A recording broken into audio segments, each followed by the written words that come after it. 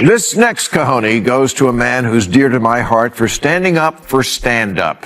When dozens of Netflix employees walked out over Dave Chappelle's reckless decision to perform comedy on his comedy special,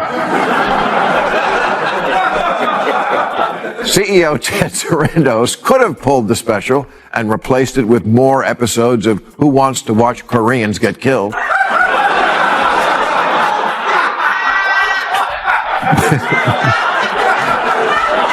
But instead, he reminded his Netflix employees that comedy exists to push boundaries and told them if you'd find it hard to support our content breadth, Netflix may not be the best place for you.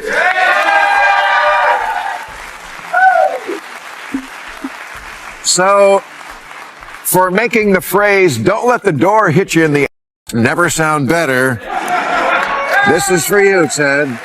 In today's cultural battlefield, one wrong word, one wrong joke can destroy a career instantly. This is exactly what Bill Maher has been exposing relentlessly for years. Bill Maher has attacked hypocrisy and fake outrage, especially from the powerful elites hiding behind social media mobs and fake moral superiority. He has targeted the self-appointed moral police inside Hollywood, the aggressive mobs on Twitter, and the fragile culture spreading across Cornell University and other campuses this time. Bill Maher reached his breaking point. He refused to stay silent. He rejected fake resistance, fake virtue signaling, and the endless cancel culture machine. Instead of just talking, he decided to take action. He created a symbolic award to honor those rare individuals who refused to surrender to mob pressure, the people who did not delete their words, did not beg for forgiveness, and did not kneel to social intimidation. Bill Maher turned resistance into strength and exposed the weakness of the outrage industry. That was the point of the evening. How do we take a stand against cancel culture? And I suggested, since we were mostly all in show business, that we start an award show to honor the brave people who have fought back. Well,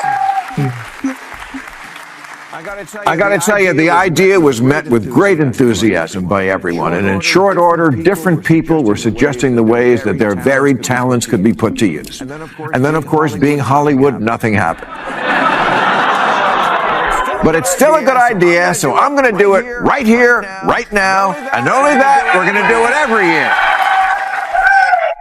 Not madness, this was courage. J.K. Rowling became one of the most powerful examples. She created one of the greatest cultural empires in modern history. Through Harry Potter, she built global influence, inspired millions, and transformed literature. Yet the same crowd that worshipped her turned against her instantly. Her crime was speaking her mind. The outrage machine declared war on her. They tried to erase her reputation, destroy her legacy, and silence her voice. This revealed the brutal reality of cancel culture. Loyalty means nothing, achievement means nothing, truth means nothing, only obedience matters.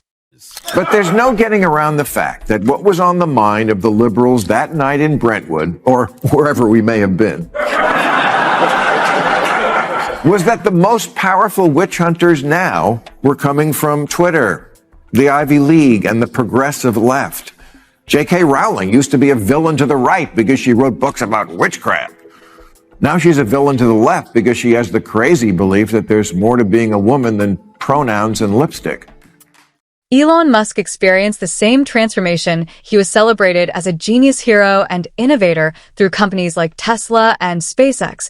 But the moment he challenged the approved narrative, he became a target. Joe Rogan faced the same attack. He was respected and admired until he asked forbidden questions. Then suddenly, he was labeled dangerous and unacceptable. Even Bill Maher himself became a target despite decades of loyalty to liberal audiences. The pattern was clear: obedience brings praise, independence brings punishment. This is the ruthless enforcement system of cancel culture. Bill Maher refused to accept it. He chose to honor courage instead of submission, and he awarded Martha Pollack, president of Cornell University, for standing strong against student pressure and refusing to weaken intellectual freedom. Our first award goes to the president of my alma mater, Cornell University, Martha Pollack.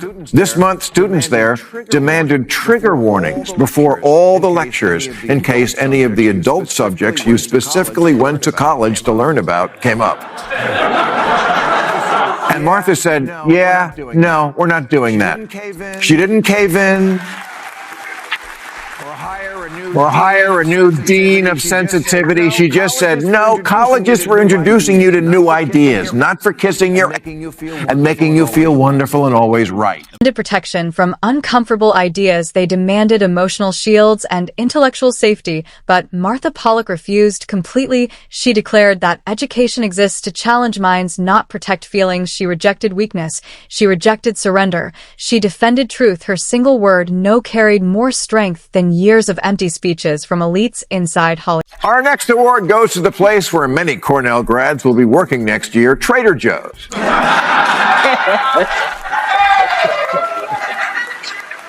Trader Joe's, who for years have been selling a line of ethnically themed products, trading on the name Joe. For example, they have Trader Jose's beer.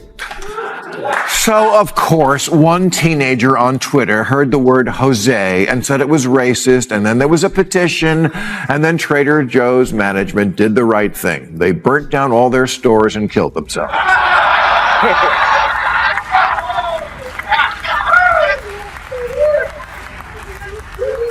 No, they didn't. They said, F off, you oversensitive little Exposed the dangerous weakness spreading across modern institutions. He revealed how a generation that claims boldness collapses under disagreement. He exposed the contradiction of people seeking attention and approval while demanding protection from criticism. Then he exposed the outrage targeting Trader Joe's. A single accusation triggered mob outrage, the outrage machine prepared for destruction, expecting surrender, expecting apology, expecting victory. Many Cornell grads will be working next year, Trader Joe's.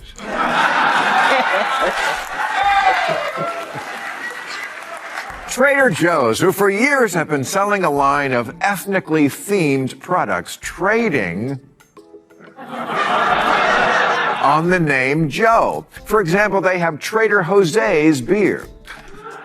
So, of course, one teenager on Twitter heard the word Jose and said it was racist, and then there was a petition, and then Trader Joe's management did the right thing. They burnt down all their stores and killed themselves.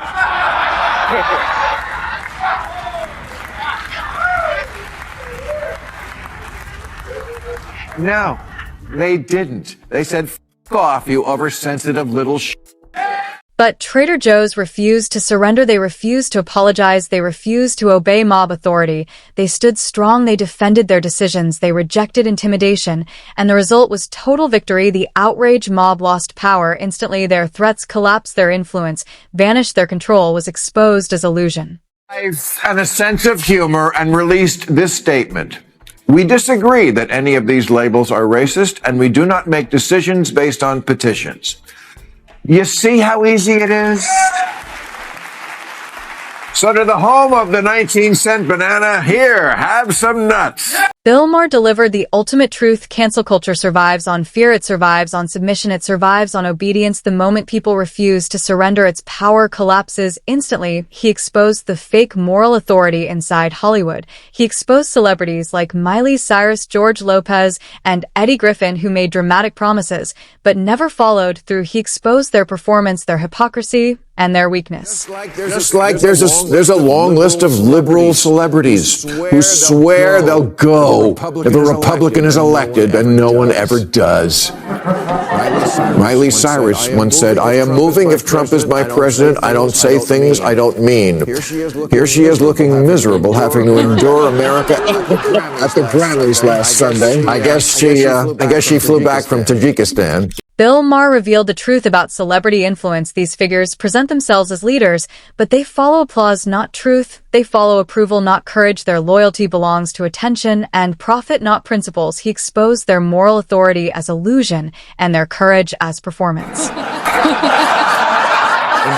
In 2016, Eddie Griffin said, if Trump wins, I'm moving to Africa. Apparently very slowly, because in Trump's 4 years, he only got as far as Van Nuys. George Lopez once said that if Trump won, he won't have to worry about immigration. We'll all go back. George Lopez. The last remaining weapons of truth, Dave Chappelle, Kevin Hart, Joe Rogan, and Rob Schneider, were attacked for speaking openly. They were targeted not for lies, but for truth. Their words threatened fragile narratives and exposed uncomfortable reality. Comedy remained dangerous because comedy remained honest. This next cojones goes to a man who's dear to my heart for standing up for stand-up. When dozens of Netflix employees walked out over Dave Chappelle's reckless decision to perform comedy on his comedy special. CEO Ted Sarandos could have pulled the special and replaced it with more episodes of Who Wants to Watch Koreans Get Killed.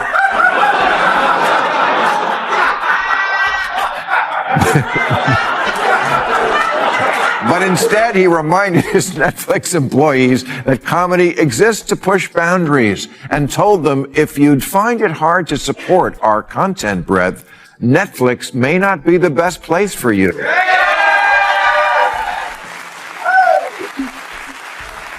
So, for making the phrase, "Don't let the door hit you in the ass," never sound better, this is for you, Ted. Ben Stiller became another symbol of resistance. Through his film Tropic Thunder, despite outrage and pressure, he refused to apologize, he refused to surrender, he defended his work, and survived completely. His career remained strong, his influence remained intact. He proved the mob only wins when people surrender.